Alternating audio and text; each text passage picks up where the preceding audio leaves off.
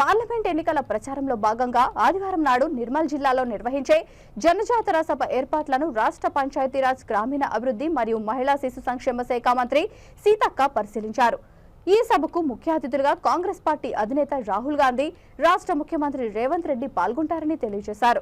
ఈ సభను విజయవంతం చేయడానికి కాంగ్రెస్ పార్టీ అభిమానులు, కార్యకర్తలు, యువత అధిక సంఖ్యలో పాల్గొనాలని పిలుపునిచ్చారు. జనజాతర సభ నిర్మల్ కేంద్రంలో వెలగైనటువంటి క్రషర్ గ్రౌండ్ కలెక్టరేట్ పోయే దారిలో ఈ గ్రౌండ్ ఉంది.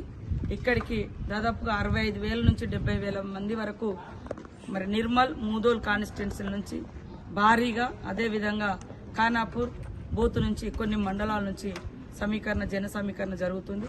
ఈ సభలో ముఖ్య అతిథిగా మా గౌరవనీయులు, పెద్దలు, పోరాట యోధుడు, సామాన్యులకు చేరువలో ఉండి పనిచేసేటువంటి నాయకుడు ఇందిరమ్మ మనుమడు, తెలంగాణ ఇచ్చిన తల్లి సోనియమ్మ కొడుకు, పేదలంటే అభిమానించే నాయకుడు రాహుల్ గాంధీ వస్తున్న సందర్భంగా ఒక ఆదివాసీ బిడ్డ, ఒక ఆడబిడ్డకు ఆదిలాబాద్ లో 70 సంవత్సరాల చరిత్రలో మొదటిసారి ఒక మహిళకు టికెట్ ఇచ్చినటువంటి ఘనత సోనియమ్మది, రాహుల్ గాంధీది, రేవంత్ రెడ్డి గారిది.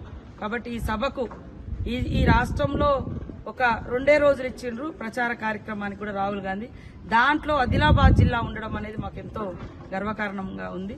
కాబట్టి అశేషంగా తరలి వచ్చి ఒక ఆడబిడ్డను, ఒక ప్రశ్నించే గొంతును, ఒక ప్రజల తరపున నిలబడ్డటువంటి ఆత్రం సుగుణ గారిని గెలిపించాల్సిందిగా వారు కూడా, రాహుల్ గాంధీ గారు కూడా అప్పీల్ చేయబోతున్నటువంటి ఈ సభలో ప్రతి ఒక్కరూ పాల్గొనాలని 11:30కు సభా ప్రాంగణంలోకి అందరూ తరలి రావాల్సిందిగా అందరికీ ఆహ్వానిస్తున్నారు.